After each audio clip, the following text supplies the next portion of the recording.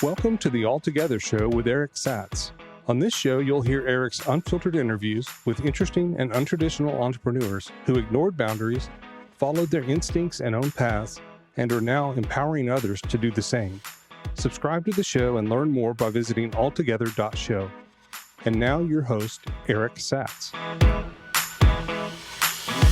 This episode's guest is Nikhil Basu Trivedi. He was the youngest partner and managing director at Shasta Ventures, where he was responsible for investments in Class Dojo, Farmer's Dog, Hinge, Imperfect Foods, Literati, Pill Club, and many more. He recently left Shasta to focus on his next big thing. Everyone's looking forward to what MBT will do next. I hope you enjoy the episode as much as I enjoyed recording it. This episode of the All Together Show is brought to you by Alto IRA. Alto is a digital, self-directed IRA company modernizing IRA investing. They make it easy and cost-effective for individual investors to access their retirement savings and invest in alternative assets. To learn more, visit altoira.com. Nikhil Basu Trivedi, welcome to the show. Thanks, Eric. Thanks for having me.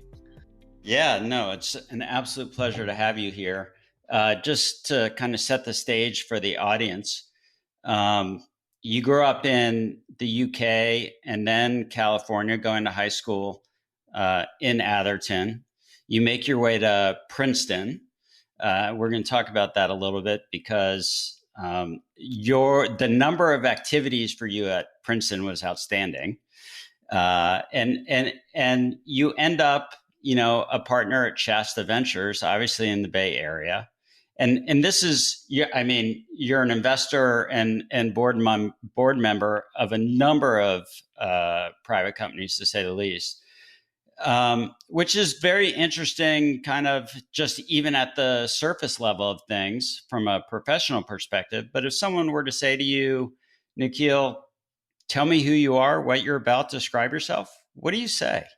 I think the first thing I say is, I grew up in the UK, moved to the Bay Area when I was a teenager, but have spent a ton of time in India as well. And so have been shaped by these three countries. And the reason I say that up front is everyone immediately goes to my accent and tries to figure out exactly where it's from. And so I feel like I need to clarify that, hey, I grew up in these three different places, and that's why I sound a little bit different. And then the other things I say are I've had 3 jobs. I was on the founding team of a company during college called Artsy, which is an online marketplace for original art. Then I was at Insight Partners in New York, where I learned the ropes of investing. And then I was at Shasta for the last almost 8 years as an early stage venture investor. And then beyond that, I'm obsessed by a number of sports. I love getting outdoors. Went for a great run this morning. Thankfully, the air is now clean and clear in San Francisco. I've been married for the last year and a half, and congratulations. Thank you. And family's a huge part of who I am. And I'm an optimist, and I love to write and to work with founders, and I get up every day excited to sort of do this job of investing. So that's the quick story on me. I love that you're an optimist, and I think I've mentioned this before on podcasts that I've been on. My favorite poem is "Somebody Said It Couldn't Be Done." And of course it goes, somebody said it couldn't be done, but he with a chuckle replied that maybe it couldn't, but he would be one who wouldn't say so till he tried. When did you realize you were an optimist? I was lucky to have a great childhood and have parents who love me and who've done so much for me. And so, but I had ups and downs as a teenager. So I think after I really found my footing as a high schooler, having adjusted to life in the Bay Area, maybe around 15, 16, 17, I kind of felt like I was optimistic about the state of the world, and but that also might be due to that. That's sort of when I properly understood my own consciousness in that phase. So, I think it was hard for me to be self-reflective at probably age 11 about, am I an optimist or not? That's an interesting point, because you actually moved from the UK to the Bay Area when you're 13, right? That seems like a tough age to make that kind of move. Were those a couple tough years from 13 to 15? And if so, how so?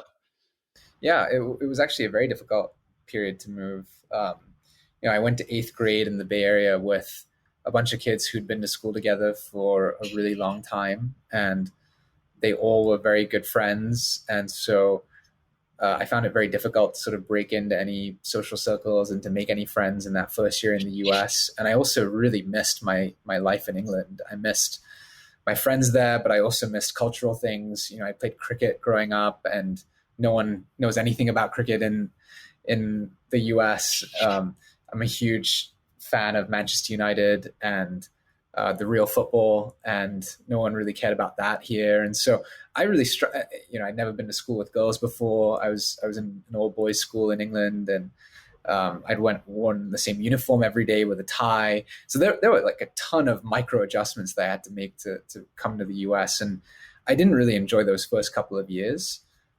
And then at some point the switch flipped during high school, where I realized, wow, I live in this incredible part of the world.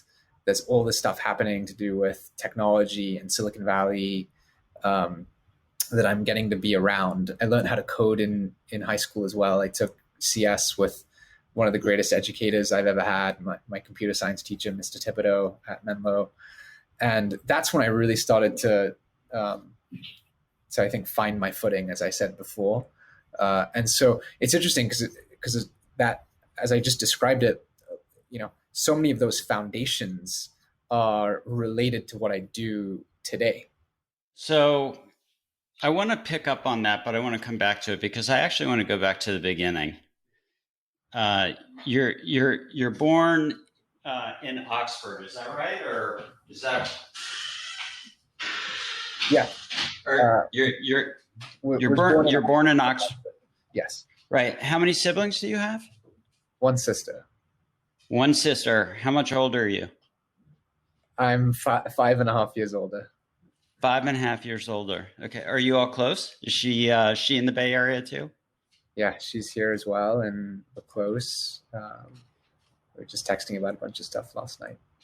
What does she call you? She calls me Nikhil. Not MBT? No, the NBT thing it came up somewhere, I think during high school. People started to call me that. So what do your parents do? Or what did they do? Yeah, my mom is a professor, so she's been an academic for her career, and actually she teaches entrepreneurship, and she's at San Jose State University in the Bay Area. And my dad has been a technology exec and operator for a while now. So he used to be at Sun Microsystems, and he's now at NVIDIA. He's been at NVIDIA for over a decade. Wow. Good for him. Yeah. Timely. He's had a great run there. It runs in the family. That's excellent. So who was the driver of the move to San Francisco? Was it your mom or your dad?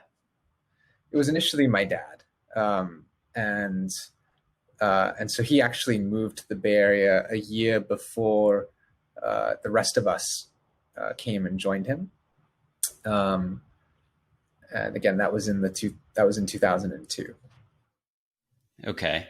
And so you were about to say that before I cut you off and took us back to the beginning, you were about to say that this kind of formative stage, which is how I think about high school anyway, really set the foundation for what you're doing today. Can you maybe connect the dots a little more for us? Growing up in England, I hadn't been exposed to, entrepreneurship and technology really in any way compared to what happened to me in high school. And so, I went to Menlo School in Atherton. I was surrounded by all these kids of entrepreneurs and venture capitalists and technology execs. I learned how to code, and so what that led to was really from day one, I knew I wanted to work. From day one in college, I knew I wanted to work on startups. And so I worked on a few different projects during high school, but my sort of entrepreneurial activity began in college. And there's no way that would have happened had it not been for those formative years in high school in the middle of Silicon Valley.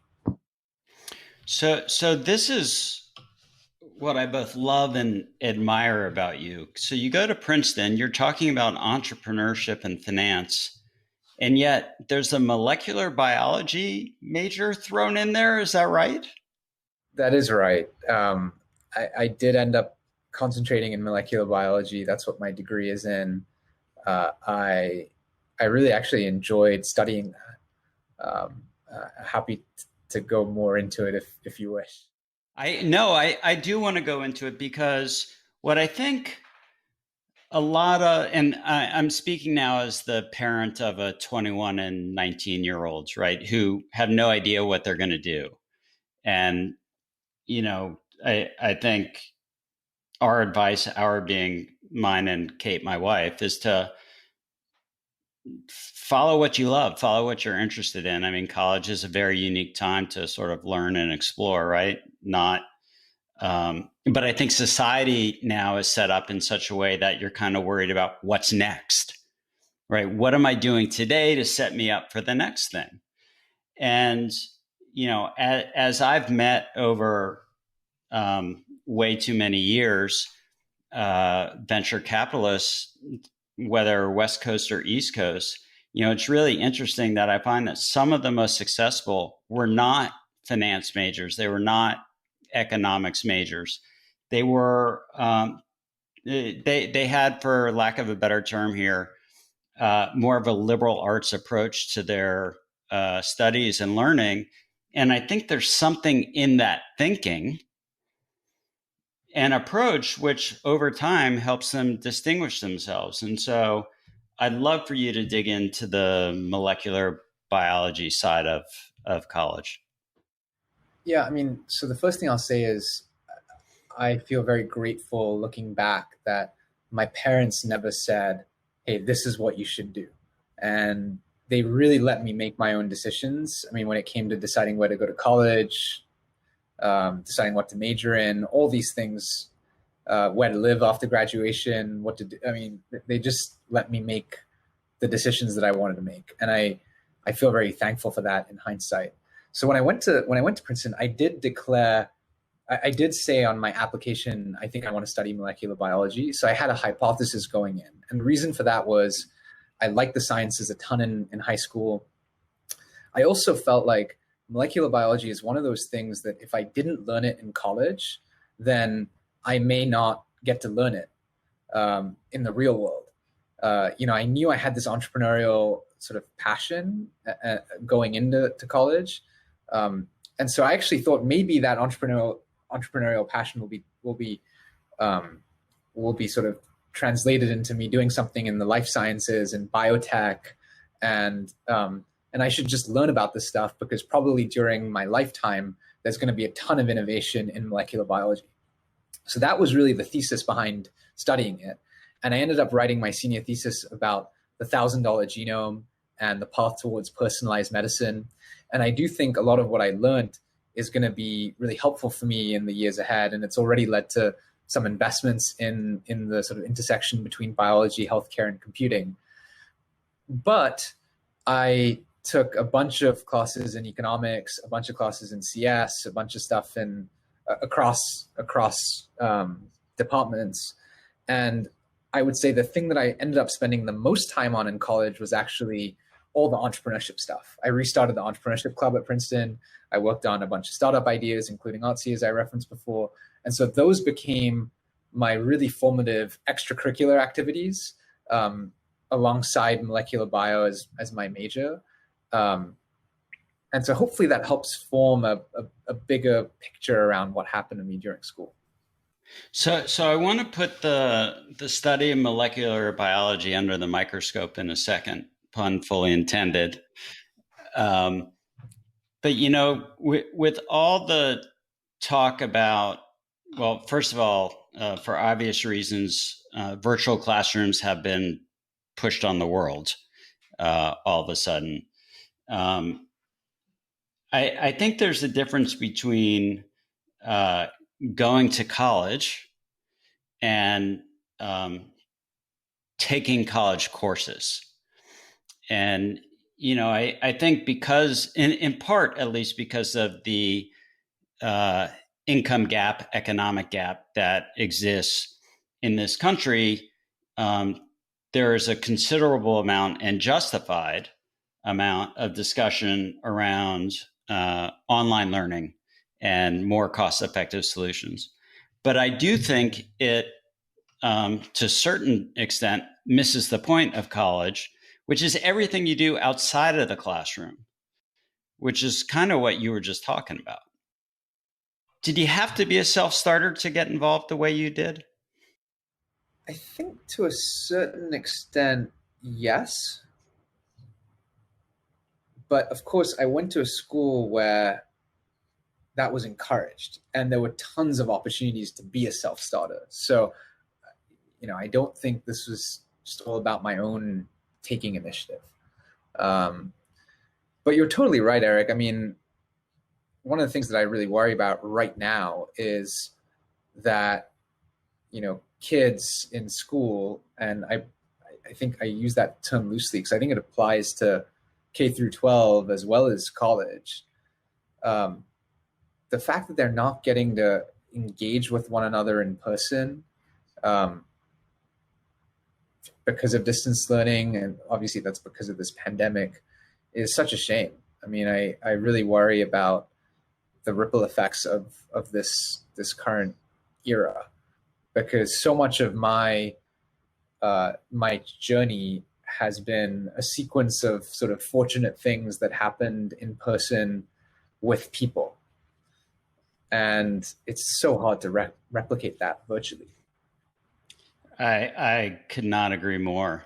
So if we roll back the tape just a couple minutes and come back to the silly microscope pun, and was there something in the study of molecular biology that you feel prepared you for startup company analysis and assessment? I think the main thing it ingrained in me is it was hard. I mean, I actually found it challenging. I remember being really challenged by organic chemistry, for instance. And during I think the second semester of Orgo, I'm pretty sure I thought, oh man, this might not all be worth it. Like, why am I doing it? But I should do CS, I should do econ, whatever. So probably more than anything, taught me, yes, some layers of first principles thinking, but more than that, just kind of having a growth mindset and being challenged and like getting those B's in Orgo, leading to me feel like, wow, I need to really do the work to figure some of this stuff out. And that's probably more that kind of thing is probably mostly what I learned from studying more bio. The other thing is I got to, my senior thesis advisor was Princeton University's president, a woman named Shirley Tilghman. And so coming back to what I said earlier about so much of my college life was about people, getting to work with Shirley President Tillman. I think I can now call her Shirley, though I still President Tillman.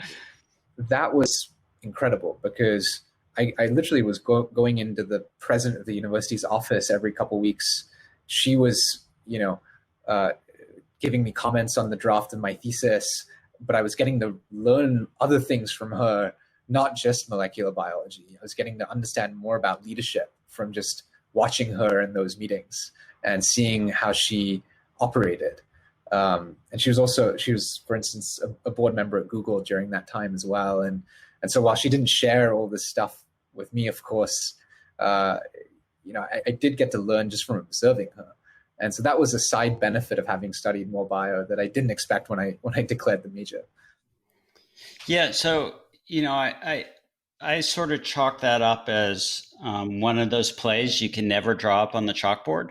You kind of got to be there to be lucky enough to have it unfold and to take advantage of. That's something that's not going to happen through distance learning or any other sort of virtual class. And it's wonderful when it does, right? So you at what point you've invested in a hell of a lot of CPG related businesses. That feels like very far afield from bioscience.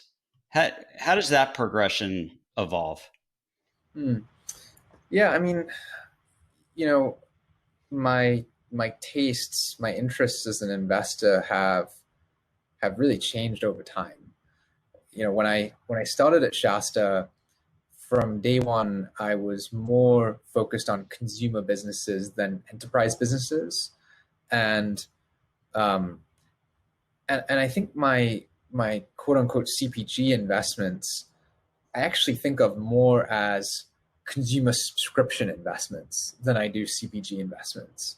When you look at The Farmer's Dog, which is this pet food subscription service, Literati, which is a book club subscription service, Pill Club, which is a women's health brand and subscription service, and Imperfect Foods, which is a grocery delivery subscription service, the common theme is actually subscription versus CPG. They all have slightly different models, and some of them produce their own product, but actually a bunch of them don't. And so I think one of the things that I've learned over the years is, figuring out what the underlying piece of a business is, because it actually might be different than what it looks like on the surface. And those set of investments are more about my obsession with the subscription business model than they are about my obsession with CPG. So, is it okay if you walk us through maybe your thinking for Literati or The Farmer's Dog, which I love, by the way, and how you get to yes on these investments? Yeah, let's pick Literati. Okay. And so if you check out literati.com, this is a book club service. It started off with a service for kids to get books delivered every month or every quarter or every other month. And if you sign up as a parent, you get this box for your kids. You can choose which books you want to keep, and you can ship back any books that you don't want. So the model is a little bit like Stitch Fix for books. And what I got excited about, and we at Shasta ended up leading the Series A, and I joined the board. The first thing I got excited about was a bunch of early signs of product market fit. The company already had 10,000 plus subscribers for this service. It was at millions in recurring revenue already, with good margins, good retention, good LTV to CAC. So it checked a number of boxes around signs of product market fit. The second thing I got excited about was the potential for what this could become, and the potential for Literati's customers to have a decades-long relationship with Literati. And that's because, Jess, the founder, and the team have this vision of expanding beyond kids' books to book clubs for adults, and then to more over time. And so I got excited about that. And the final piece, which is related to that, is I just got blown away and excited by the founder, Jess. I think she is an incredible force of nature. She was at Google as an APM in one of the early APM batches. She then made a crazy life decision to leave Google and to write a book. And actually, I think Eric Schmidt and Jonathan Rosenberg in their book talk about how that was one of the worst career decisions they'd seen anyone make, which is to leave Google to become an author. And she just has this insane passion to change the book industry, and it's been there for such a long time. And you can just tell when you meet her that it's her life's work. And so I just loved that. I loved that she was building a super strong culture around the literary world based in Austin, Texas. I felt like she could build one of the most important companies based there. And so that combination of those three things were the reason I got so excited to make the investment. And I also love that that's in Austin and not in Silicon Valley or the Northeast. And I say that as the founder of a company in Nashville, Tennessee, obviously. But of course, my goal is for people to eventually refer to Austin as, sort of the second Nashville. I don't know if you know this, but too often people refer to Nashville as like the next to Austin. And I think that's conventional wisdom. It's just going to be backwards sooner rather than later. Anyway, that's my expectation and goal. No flies on Austin, though. I love that they're weird. So in the questionnaire that I sent you before we came on air, there's a question there where it says side preference. Doesn't provide any other detail, and your two options are left or right, and you said left. Do you know why you said left? Yeah, I said left instinctively because I've actually been ambidextrous since I was a kid, and but I ended up playing a lot of sports with the left foot or the left hand. So in cricket, I bat and bowl with the left hand. In soccer, football works. Kick with the left foot, played on the left side, left back, left midfield, and so my instinctive answer was left. I love it. So coming back to the investor side of things. You've recently left Shasta because you're thinking about what the next big thing is for Nikhil. And I think it's unbelievably convenient and quite a coincidence that next big thing, or is it next big thing or next best thing? Next big thing. Did I get it? Yeah. Next big thing. That's what I thought. I thought I had it right there. I'm getting old. I just love that the acronym lines up as NBT for you. I'm sure that was completely random and just by chance. But what has driven this next stage of career for you? Yeah, I first of all have my parents to thank for bolting Basu and Trivedi together as my surname. So I have a 2-word last name, which confuses a lot of people, but it's always made my name look distinctive, and it's given me the initials NBT. What drove this for me is I feel really lucky that I've gotten to learn the ropes of investing at 2 great firms, at Insight and at Shasta. But I want to do it, in my own way moving forward. And I just realized the venture business is changing, and I've talked about some of the changes through Next Big Thing and some of the pieces that I've written. The most important thing about the work that we do in venture firms is, our partnerships are groups of people, and I want to work with people who I'm aligned with on principles and values, who I want to work with for the next 15, 20 plus years. and it's hard to get those dynamics, right in a firm. And I just felt like I'd learned a lot from being inside of two different firms to try to do it in a better way moving forward. And so, I was excited to start to invest on my own, which is what I've been doing for the last couple of months.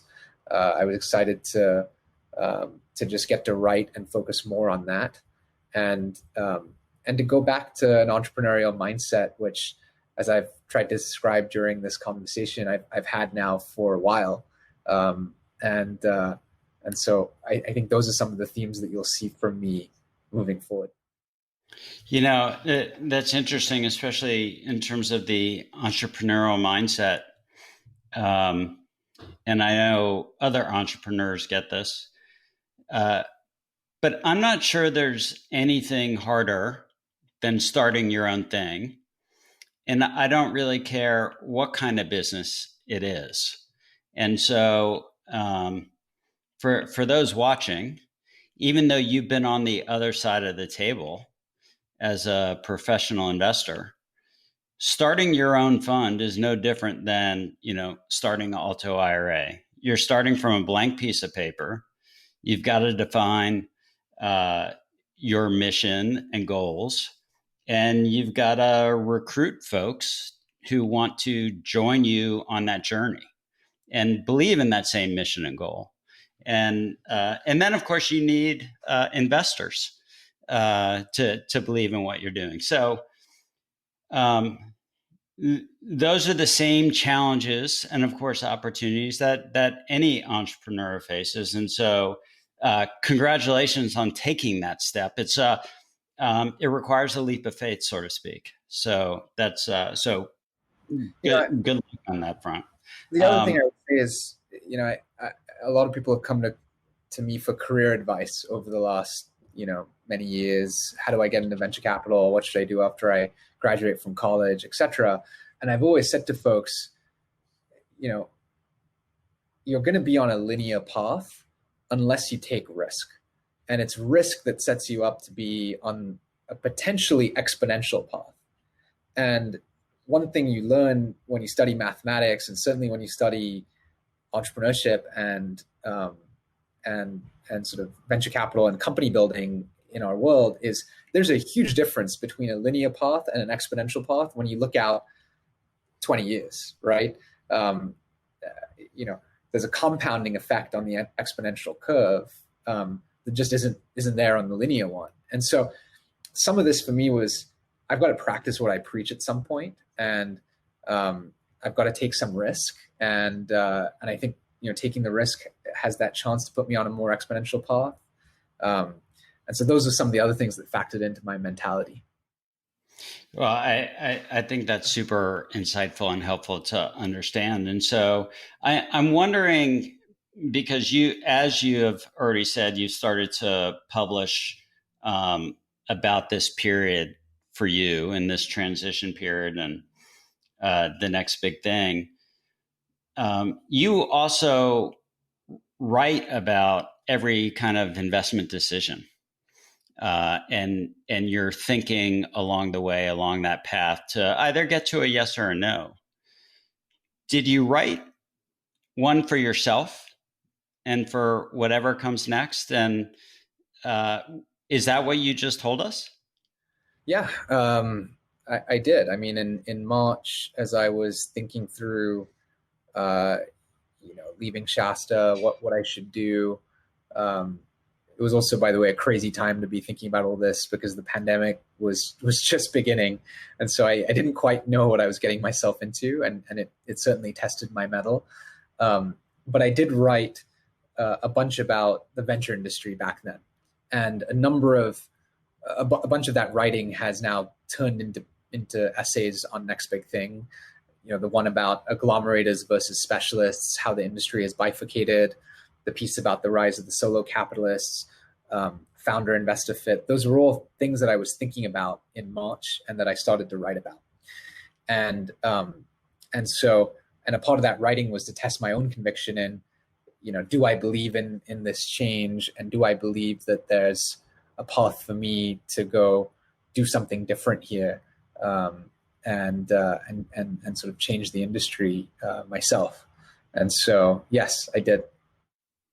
No, it's important that you did. And so, you know, a lot of the listeners are thinking about how to make alternative investments themselves. And clearly you've had a hypothesis for some time now around subscriptions. And as you look at these potential opportunities, are there 3 to 5 things that you're analyzing or thinking about that someone else may be able to say as part of their own diligence process, you know what, I should be thinking about these things too when I try to decide whether or not I really want to make an investment? Yeah, I mean, the 3 things that I pointed out about the Literati investment are, roughly speaking, the 3 criteria I have for most investments that I make. The first is about the product market fit. You know, I struggle to invest when I can't see the product, when I can't play around with it, when I can't use it. And so I'm just not, a pre-seed idea stage investor right now.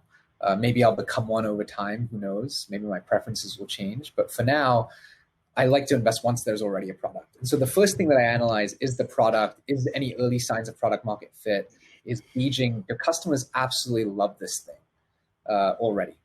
The second thing I analyze is that potential for a decades-long customer relationship. And so that does, fit very well with a subscription model often.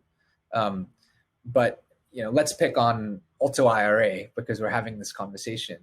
Yep. I think one thing that's really exciting about Alto is it absolutely has the potential for a decades-long customer relationship. I mean, I'm a customer now. I think I pay you $25 a month or something. And I don't think I'll ever not be a customer because I've now made a bunch of investments out of my Alto IRA. I think you have me as a customer for life. And the really special businesses have that characteristic, right? If you think about the giant tech companies, you are a customer for life with them. And so that's the second thing that I look for. And it's sometimes hard to gauge that, but actually sometimes it's pretty easy to see the path to you using a product or a business using a product forever and ever. And then the final piece is all about the founders and the team. And so I have a number of internal heuristics for analyzing the team. Is this a founder who's on a mission that is their life's work? As I referenced before with Jess at Literati, I felt that way. And more importantly, she felt that way. Is this a founder who's just going to be a magnet for talent? Are they prioritizing the right things? Are they able to break through and around every wall and obstacle that's going to, impede their way? I ask a lot of questions to myself about the team and try to ask the team questions that give me answers on those questions to myself, if that makes sense. It does, and I think that's one of the most challenging parts of doing what you do, which is the assessment of the founder and the team, because it requires a certain level of EQ. And I don't know. I'm sure there's someone who understands psychology better than I do who could opine. But EQ to me feels like something you kind of have an instinct for, or you don't. I'm not sure it's something that's learned. And so, it's very interesting to hear you say that, because that's an intangible, right? That you can't. It's hard to score from purely objective measures. So that's a tough one. I think it's the hard part of this business for sure. So you listed on this questionnaire that your grandmother was your greatest influence. I want to know more about your grandmother, and starting with what's her name, or what was her name? Yeah, her name was Aparna Basu. She's my maternal grandmother, and actually all 4 of my grandparents have been a huge influence. But you asked me to pick one grandparent, and so I picked, or one person, and so I picked my maternal grandmother. And She passed away a year and a half ago, actually right before my wedding. But she was, she actually spent a lot of time living with us, especially when we lived in England. I've been to India every year of my life, and I've basically spent every winter time, so the Christmas, New Year's period in India with my grandparents. And so, the main thing that she impressed on me is she had this incredible love of life and love of learning. And she was incredibly smart and talented. She became head of the history department of Delhi University. She was a phenomenal academic in her own right, in particular about women's history. But she had a way with people. I mean, would treat everyone she interacted with so well. Whether it was the janitor at the museum she was the chairperson of, who came to her memorial service and was incredibly emotional that she had passed away, to dignitaries of India and Nobel Prize winners who sent us messages about how sad they were she had passed. She just had an insanely sort of beloved personality, and those are things that I aspire to have, hopefully one day as well. And so I wrote up some reflections and actually a letter that she had sent me in a Medium post. That if folks want to check it out, they can. But she was a huge inspiration on my life. She sounds like an incredible woman. And, I'm not going to let you off the hook that easy. You did win the Spirit of Princeton Award. It looks like as a senior. I think it rubbed off maybe just a little bit. Yeah, I mean, she was once in a lifetime, once in a generation person. And actually one of my, she got to come, both my maternal grandparents came to my graduation from college, and that will always be a really special memory, that they were there for that. She actually, just one more story about her before I forget. She was, her father was India's ambassador to the US. And so she actually came to the US as a teenager as well, because they moved to Washington, DC. And she actually went to Princeton's campus to invite personally Albert Einstein to speak at the Indian embassy, back when she was probably about 20 years old. And so the only essay that I wrote about her in my college essays was a specific essay for Princeton. And so even in just that, in the fact that I ended up going there, like there's something there for me that, felt like it was maybe meant to be, related to my grandmother. And so anyway, I just wanted to share that because it just came to mind. No, I think it's an absolutely wonderful story, and you can tell by the light in your eyes. So that's pretty cool. Your favorite city is London. At least that's what you said on the questionnaire. Is it because of the Indian food, or why? The Indian food's amazing there, for sure. It is. I think I absolutely love San Francisco. I love living here. There's something for me nostalgic, kind of romantic about the UK, given I was born there and grew up there until I moved here. And the thing about London that is amazing is it's just such a diverse city. I mean, you have people from everywhere in the world in that city, and it's still, when I go there, it feels like it's still the center of the world, sort of the center of the map. And I think it is in my head as well. And so that's why it holds a special place in my heart too. And I just love visiting there. Yeah, I think San Francisco is an amazing city, and I lived there as well for 5 years. But I think the only thing in our country that compares to London is New York. Yeah. In terms of just absolute diversity and being able to hear 10 languages within 3 blocks and riding an elevator, an escalator, or whatever it may be. And of course, the food options are just tremendous in both places.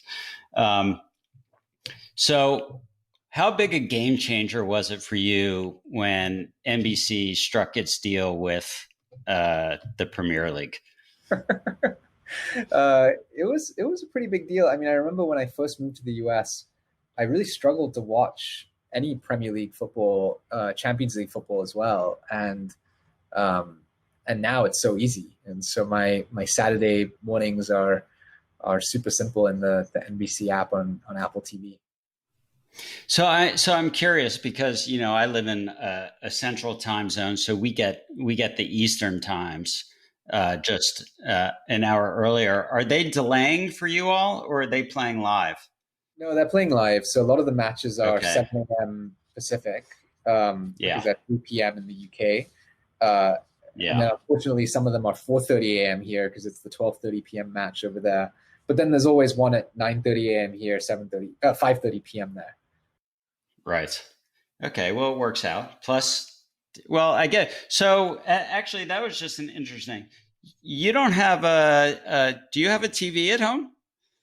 Do you have a direct TV or cable subscription? I was just picking up on the Apple TV statement there.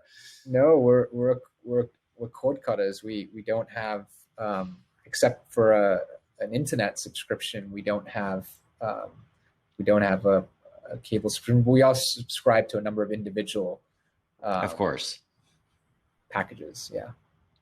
So have you done the math? I imagine you have. I've actually not. It's embarrassing to say I haven't properly done the math, but there's just a certain set of things that my wife and I do want to watch and just do, and so I think we do a good job of having the must-haves. Okay. That we subscribe to, but yeah. So are there some favorite kind of binge watching that goes on in the household? Oof. Right now, we're not binging anything. We did watch all of The Wire during Shelter in Place, and it's something I've always wanted to watch because everyone talks about The Wire as one of the greatest TV shows of all time, and we finally did it, and it was amazing. It actually, I tried to watch it before, and I didn't quite pull it off, and we did it, and I'm so glad that we did.